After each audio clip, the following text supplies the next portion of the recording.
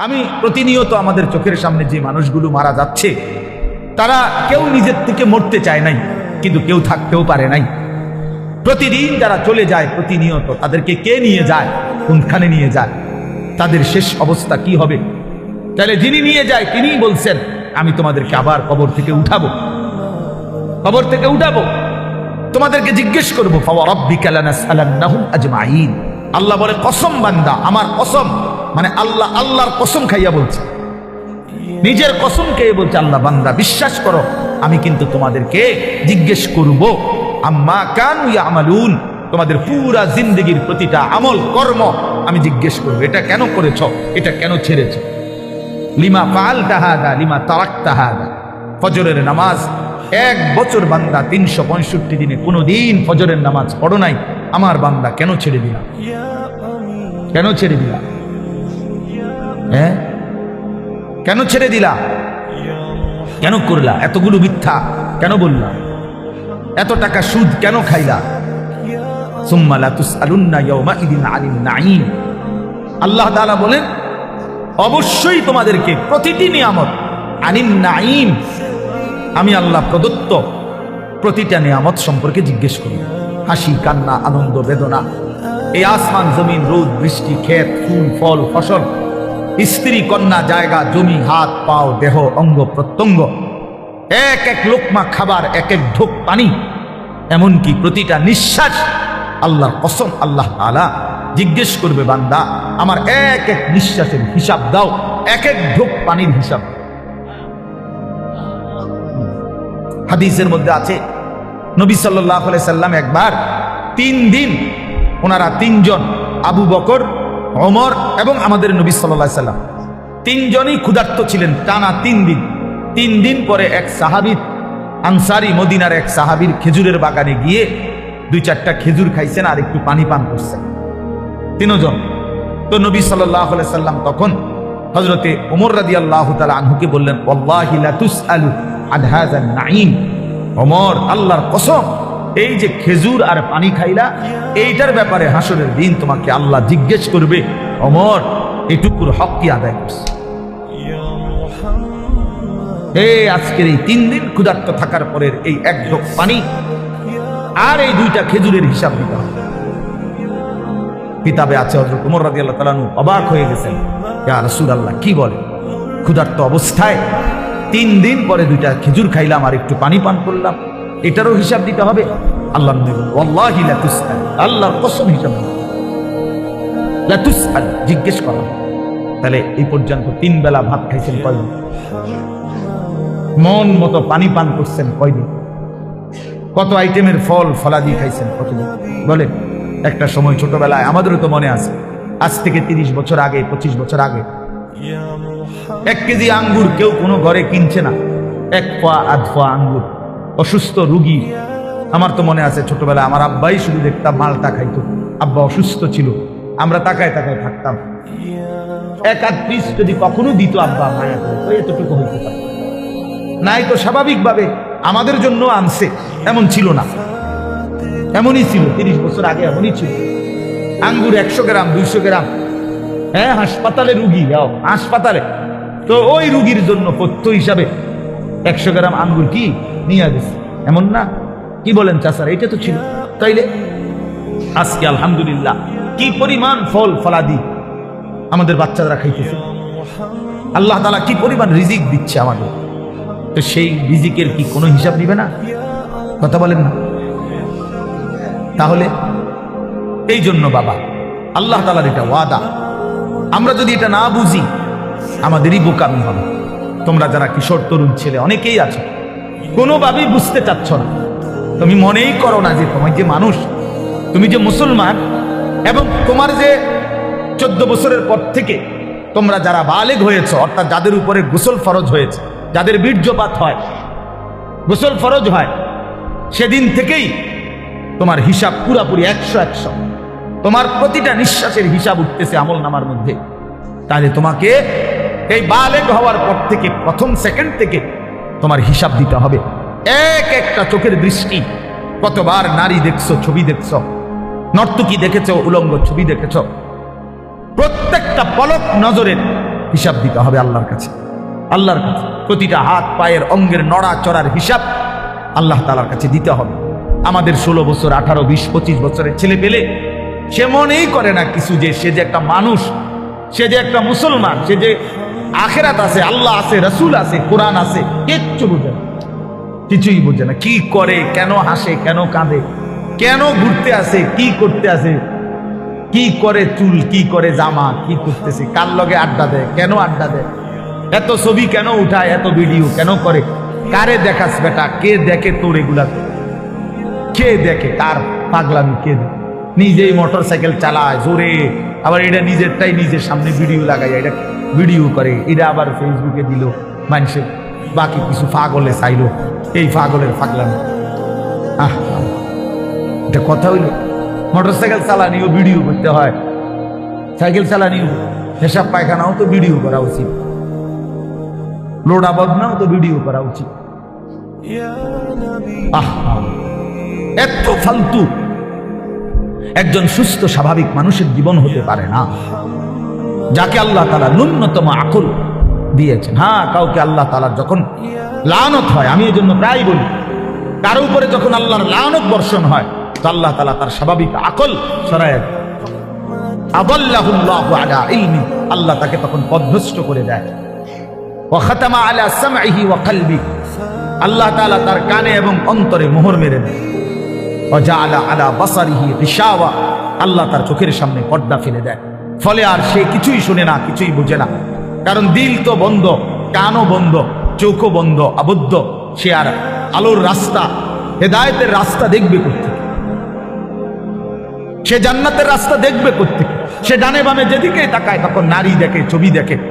সে যখনই হাঁটে চলে তো ছাতের কিছু অসৎ বন্ধু, চরিত্রহীন কিছু লম্পট, এগুলো সারাক্ষণ কোনো মেয়ের কথা, নারীর কথা, উলঙ্গ কথা, অশ্লীল কথা, গালি গালাজ, একটা আরেকটারে লাথি মারে, একটা আরেকটারে ধাক্কা মারে, একটা আরেকটারে দায়িত্ব ধরে।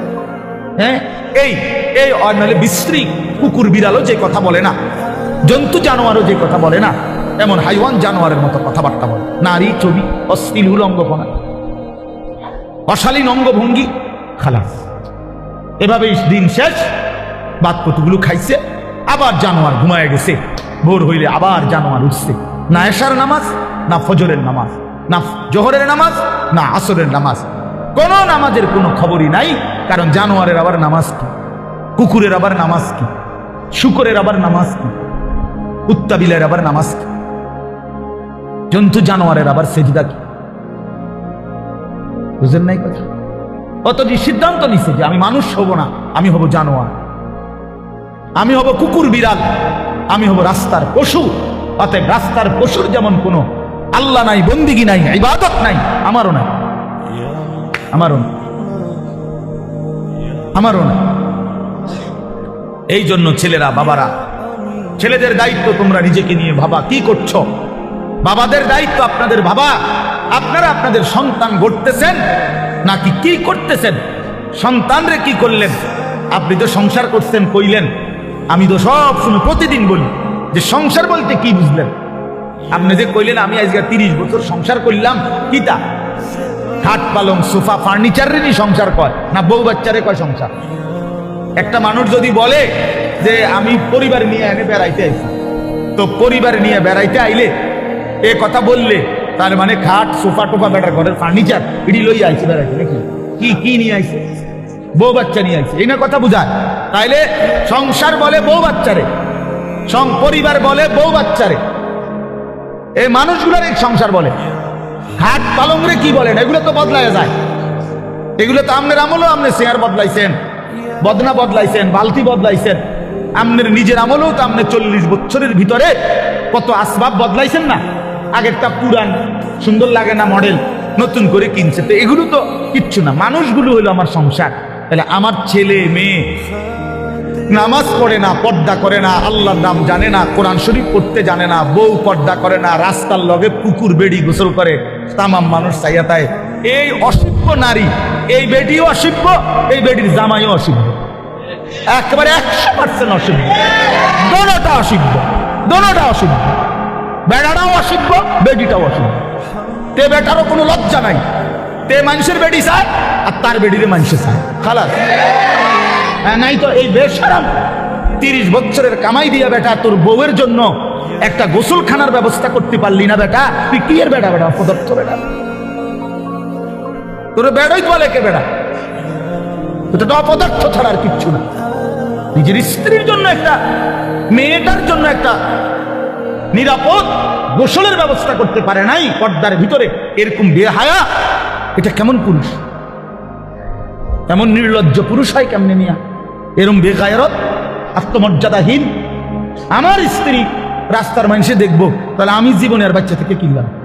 আমার মেয়ে রাস্তার ফোলাফাইনে টিটকারি মারবো, ইটকারি মারবে, অথচ মেয়ে আমার, তাহলে আমার মতো বেডাই মুসলমান আমার বাচ্চা থাকার দরকার কি বেটা? আমি মরে যাই না কেন? আমি মরে যাই না কেন? আমি পানিতে ডুবি না কেন? বলে।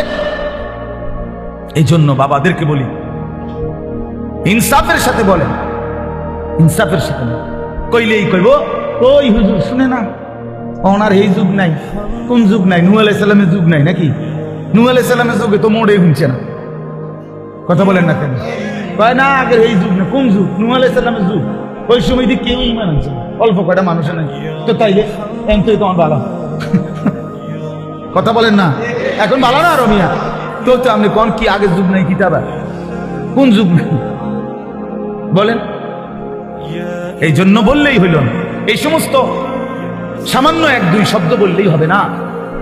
কোন নারী যদি, স্ত্রী ছেলে মেয়ে যদি নামাজ না পড়ে, পর্দা না করে, আল্লাহর কোরআন না পড়ে, সেজদা না করে, এরপরে তার প্রতি আমার করণীয় কি, এই ব্যাপারে ইসলামের কোনো দিক নির্দেশনা নাই। তো আপনি এটা জিজ্ঞাসা না, কথা বুঝেন নাই আমার? যে হুজুর আমি 50 বার বলছি আমার বেড়ি, আচ্ছা 2 বছর ধরে আমার বউরে পর্দা করতে বলছি, কথার কথায় কোনোভাবেই আমার বিবি পর্দা করে না, এখন আমি কি করতে পারি?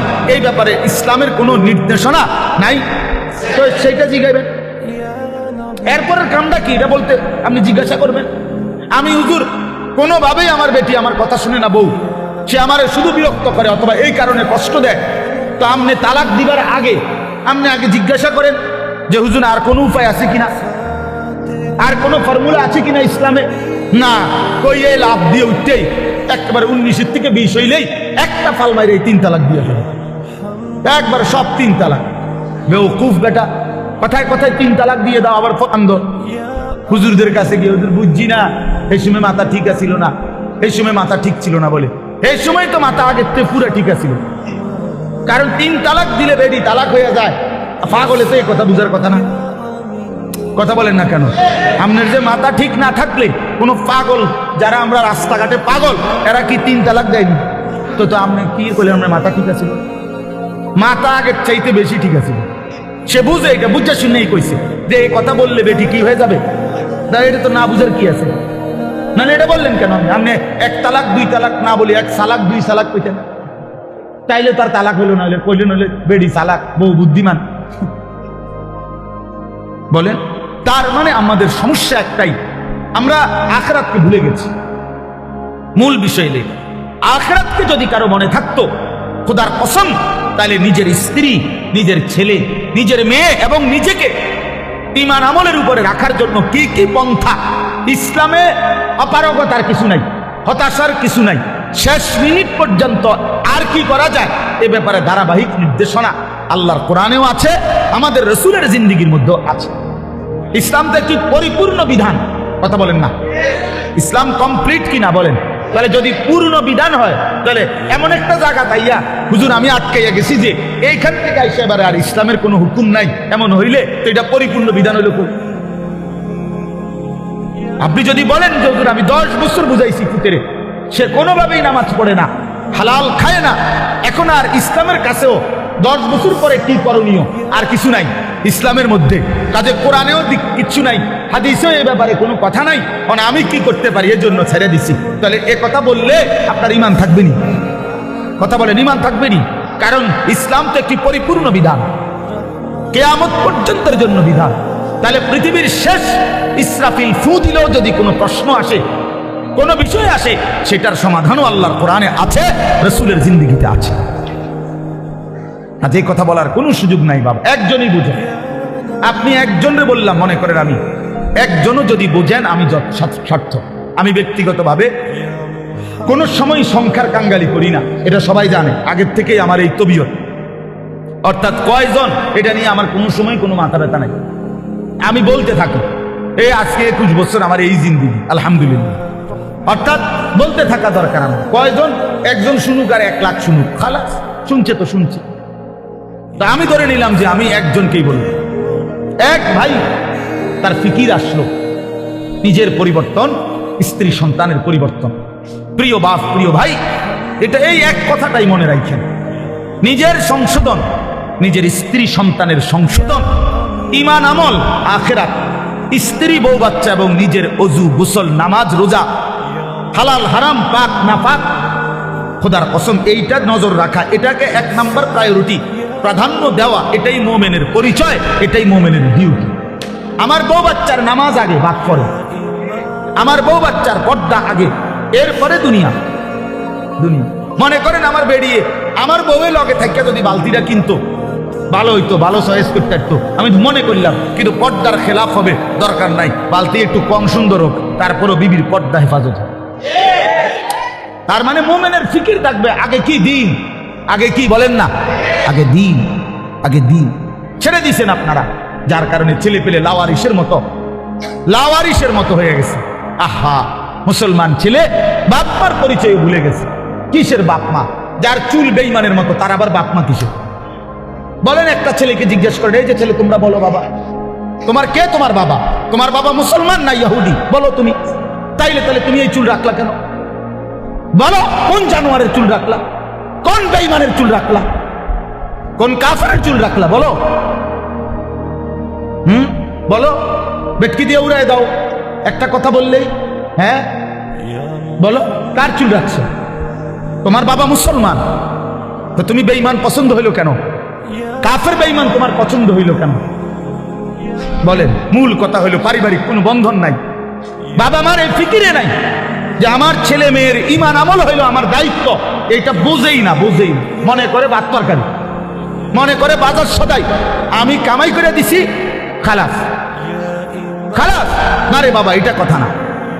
আমরা মুসলমান, আমাদের প্রথম ডিউটি আমার নিজের ঈমান আমল, আমার ডিউটি, দ্বিতীয় ডিউটি আমার স্ত্রী সন্তানের ঈমান আমল। কু আনফুসাকুম, এই 1 নাম্বার। 2 নাম্বার, ওয়া আহলিকুম, পরিবারকে বাঁচাও। প্রথমে নিজেকে বাঁচাও জাহান্নাম থেকে, 2 নাম্বারে পরিবারকে বাঁচাও জাহান্নাম থেকে, 3 নাম্বার ওয়া আনদির আশিরাতাকাল আকরাবিন, আল্লাহ বলছি নিজের আত্মীয় স্বজন, নিকট আত্মীয় যারা, তাদেরকে বাঁচাও জাহান্নাম থেকে। 4 নাম্বার লিতুনদিরা উম্মাল কুরা ওয়া মান হাওলাহা, নিজ এলাকা যেটুকু, এই এলাকা এবং তার আশপাশের মানুষদেরকে আল্লাহর ভয়, আখিরাতের ভয় দেখাও, এই 4 নাম্বার। 5 নাম্বার কুনতুম খায়রা উম্মাতিন উখরিজাত লিন-নাস তা'মুরুনা বিল মা'রুফ ওয়া তানহাউনা আনিল মুনকার। এবার চেষ্টা করো সারা পৃথিবীর বিশ্ব মানবতাকে, সমস্ত মানুষকে আল্লাহর দিকে ফেরাবার চেষ্টা করো। খালাস, ইসলামের এই 5টা আমার দায়িত্ব বন্টন করে দিয়েছে কোরআন। 5টাই কোরআনের আয়াত। 1 নাম্বার নিজেকে বাঁচাও, 2 নাম্বার বউ বাচ্চাকে বাঁচাও, 3 নাম্বার আত্মীয় স্বজনকে বাঁচাও, 4 নাম্বারে নিজ গ্রাম মহল্লা এবং আশপাশের মানুষকে বাঁচাও, 5 নাম্বার সারা পৃথিবীর মানুষের ফিকির করো, সারা পৃথিবীকে বাঁচাবার চেষ্টা করো, সারা উম্মতে মুসলিমাকে বাঁচাবার চেষ্টা করো। আল্লাহ নবী সাল্লাল্লাহু আলাইহি সাল্লাম ফজরের নামাজের ওয়াক্ত হলে মা ফাতেমার ঘরে নিয়ে ওনার ঘরের কামরায় গিয়ে ওনারে উঠাইতেন। ফজরের ওয়াক্ত নবী সাল্লাল্লাহু আলাইহি সাল্লামের চাচা আব্বাস ওনারে গিয়ে উঠাইতেন। নবীজির ফুফি সাফিয়া, ফুফু আর কি, ফুফু, ওনারে গিয়ে উঠাইতেন আর ডাক দিয়ে বলতেন, আনকিজি নাফসাকা মিনান নার, হে চাচা, হে ফুফি, জাহান্নামের আগুন থেকে নিজেকে বাঁচান। ফা ইন্নী লা উগনি আনকি মিনাল্লাহি শাইআ, বলতেন ফুফু, চাচা, আল্লাহর কসম। মেয়ে ফাতেমাকে বলতেন, ফাতেমা, আমি তোমারে মুহাম্মদের মেয়ে বললে, মুহাম্মদের চাচা একথা বললে, মুহাম্মদের ফুফু বললে, আমি হাসরের ময়দানে কোনো উপকার করতে পারবো না। নিজের ঈমান, নিজের সেজদা, নিজের তাকওয়া, এটা দেখাইয়া হাসরের ময়দানে মুক্তি নিতে। মুহাম্মদের স্বাস্থ্যবাই করলে হইতো না। নবী পাকের মেয়ে বললে হবে না, নবী পাকের চাচা বললে হবে না। নবীজির চাচা বললে যদি জাহান্নামের মুক্তি পাওয়া যায়, তো আবু তালেব, আবু লাহাব, আবু জাহেল, আবুল আহাব, তারাও তো বলবে আমি তো চাচা। কথা বলেন না কেন? তাইলে তখন কি হবে? এজন্য নবী বলছেন না না, আত্মীয়তার পরিচয় হবে না, ঈমান আমলের পরিচয়। ফাইযা নুফিখা ফিস-সূর ফালা আনসাবা বাইনাহুম ইয়াওমাইদিন। আল্লাহ বলেন হাসরের মাঠ যখন কায়েম হবে, কেউ কাউকে কোনো আত্মীয়তার নসব মানে কি? আত্মীয়তা, বংশের কোনো পরিচয় হবে না। ওয়ালা ইয়াতাসাআলুন, কেউ কাউকে ভালো মন্দ জিজ্ঞেস করবে না। ভাইজান কোনো কষ্ট হইতেছে কিনা চাচা? বসতে কোনো অসুবিধা হইতেছে? না না, এখানে কথা কই না, হাসরের ময়দানে। বুঝেন নাই? এখন না আমরা জিগাই যে ভাই সাহেব কোনো একটু আরামসে বসেন, বা ওনার একটা চেয়ার দেন, ঠিক আছে না চাচা যান মুরব্বী, ওনার একটু আগে বাইর হইতে দেন, ওনার আমরা এরকম বলি কিনা বলেন? তো আল্লাহ তাআলা বলেন কিয়ামতের দিন ওয়ালা ইয়াতাসাআলুন, কেউ কাউকে একটি শব্দ জিজ্ঞেস করবে না তো কষ্ট হচ্ছে কিনা। না না, লিকুল্লি ইমরিইম মিনহুম ইয়াওমাইদিন শা'নুন ইউগনি। আল্লাহ বলেন প্রত্যেকেই নিজেকে নিয়েই ব্যস্ত থাকবে। ইয়াওয়াদ্দুল মুজরিমু লাউ ইয়াফতাদি মিন আযাবি ইয়াওমাইদিন বিবানি ওয়া সাহিবাতিহি ওয়া আখি ওয়া ফাসিলাতিহি আল্লাতী তু'যি ওয়া মান ফিল আরদি জামিআ সুম্মা ইউনজি। বড় সাংঘাতিক আয়াত এটা। আল্লাহ বলে প্রত্যেকটা নাফরমান পাপী জাহান্নামী কিয়ামতের দিন আল্লাহকে বলবে, আল্লাহ আজকে এই হাসরের ময়দানে আপনি আমার ভাই, আমার স্ত্রী, আমার সন্তান, আমার মহল্লাবাসী, এমনকি গোটা পৃথিবীবাসীকে জাহান্নামে দিয়ে দেন, তবুও আমারে বাঁচায় দেন। ওয়া মান ফিল আরদি জামিআ, প্রয়োজনে জমিনের সমস্ত মানুষকে জাহান্নামে দেন। সুম্মা ইউনজি, তবুও আমারে বাঁচিয়ে দেন। এমন আগুন আমি সইতে পারবো না মাওলা। কারণ কোরআন শরীফে আছে যে সরাসরি হাসরবাসী আখিরাতে হাসরের মাঠে ফেরেশতারা জাহান্নামকে টেনে আনবে। ওয়াজিআ ইয়াওমাইদিন জাহান্নাম, জাহান্নামকে দুই চোখে দেখবে মানুষ। এই দেখেই তখন প্রতিটা নাফরমান বলবে, মাওলা এমন ভয়ানক আগুন যেটা ধাউ ধাউ করে জ্বলতেছে, তীব্র জাহান্নামের গর্জন, টকবক করতেছে আগুন। আল্লাহর নবী বলবেন জাহান্নামের বিকট গর্জনে গোটা হাসরের ময়দানের ইমানদার নাফরমান, আরে নবী, আউলিয়া, সিদ্দিক পর্যন্ত চিৎকার দিয়া বলবে, ইয়া রব্বি নফসি নফসি। জিব্রাইলের মতো সাহাবী ফেরেশতাদের কোনো গুণই নাই, চিন্তাও নাই। সেই জিব্রাইলের মতো ফেরেশতা হাদিসে আছে হাসরের ময়দানে জাহান্নামের দিকে তাকাইয়া মাটির মধ্যে নিজের হাত বাইরেতে হাত বাড়ি দিতে দিতে করতে বলবে, ইয়া রব্বি সাল্লিম সাল্লিম, আয় মাওলা আমারে বাঁচান, আমারে বাঁচান, আমারে বাঁচান, আমাকে। আল্লাহ তাআলা বলেন কাল্লা, কিন্তু আল্লাহ বলে কখনোই না। ইন্নাহা লাযা, রব্বুল আলামিন বলেন এটা জ্বলন্ত ধাউ ধাউ করে প্রজ্বলিত আগুন। নাযাতাল লিশাওয়া, রব্বুল আলামিন বলেন না ফরমান এই মুহূর্তে জাহান্নামের আগুনে ফেলা হবে। প্রথম সেকেন্ডেই, প্রথম মিনিটেই নাযাতাল লিশাওয়া, সারা দেহের গোশত চামড়া হাড্ডি প্রথম মিনিটেই, এক সেকেন্ডেই একদম জ্বলে ভুনা হয়ে যাবে। নাযাতান অর্থ এটা মাশবি, মানে ফ্রাই হয়ে যাবে, ভুনা হয়ে যাবে, ভুনা এক মিনিটেই ভুনা হয়ে যাবে। নারুল্লাহিল মুকাদা আল্লাতী তাত্তালিউ আলাল আফইদা, আল্লাহ বলে বান্দা জাহান্নামের আগুন মনে রেখো আমি আল্লাহর জ্বালানো আগুন। এই আগুন তো আমি জ্বালাইছি। কে জ্বালাইছে? এই আগুন আমি আল্লাহর জ্বালানো আগুন। দুনিয়ার তোমরা লাকড়ি জমা করে তোমরা আগুন জ্বালাইছো এমন না, জাহান্নামের আগুন আমি আল্লাহর, নারুল্লাহিল মুকাদা, আমি আল্লাহর প্রজ্বলিত আগুন। অতএব আমার এই আগুনে যখন ফেলা হবে, আল্লাতী তাত্তালিউ আলাল আফইদা, দুনিয়ার আগুন যখন কারো দেহের মধ্যে লাগে, ছুটাছুটি করে কিংবা পানি দিয়ে যে কোনো ভাবে যদি রক্ষা করা যায়, তাইলে হয়তো হাত পুড়ে গেছে বাকিটা বাইচা গেছে, পাও পুড়ে গেছে বাকিটা বাইচা গেছে, এমন হয় কিনা?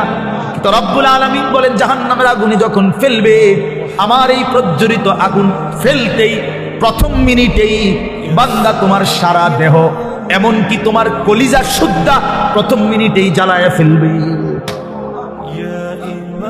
একই সাথে একই মুহূর্তে বাহির এবং ভিতরের কলজাটা শুদ্ধা ভুনা করে ফেলবে।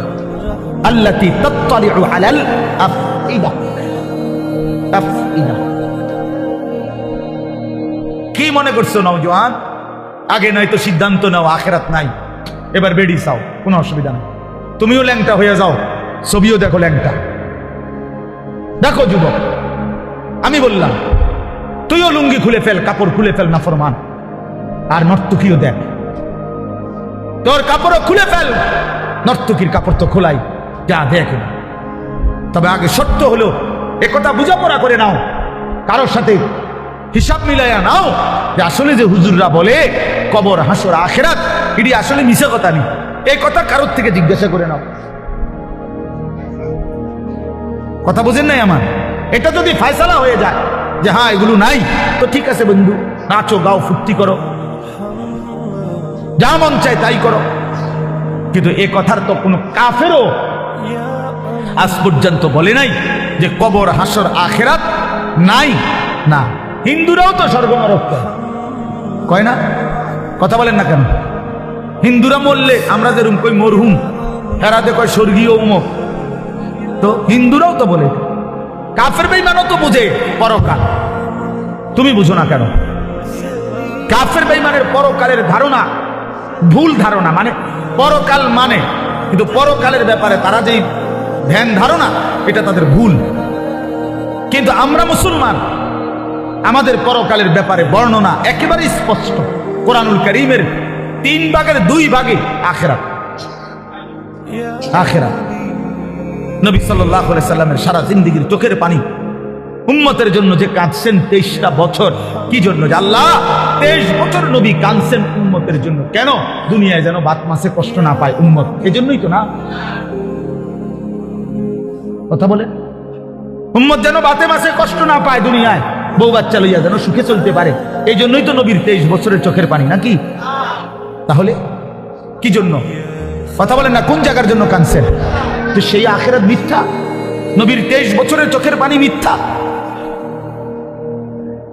তাহলে আপনারা কি বুঝলেন বাবা? যারা নামাজ পড়েন না, কেন পড়েন না? কি বুঝছে? মানে আমার লোকে আমার কথা, আমার এটা মাঝে বুঝতে মন চায়, জানতে মন চায় যে একটা যুক্তি তো থাকবে যে হুজুর আপনি যত কথাই করেন এটা এটা হইতো না, আমি এটা বুঝছি, আপনি নাম বুঝেন ধরলো আমি বুঝছি, তো এইটা আমারে বুঝাই কর না।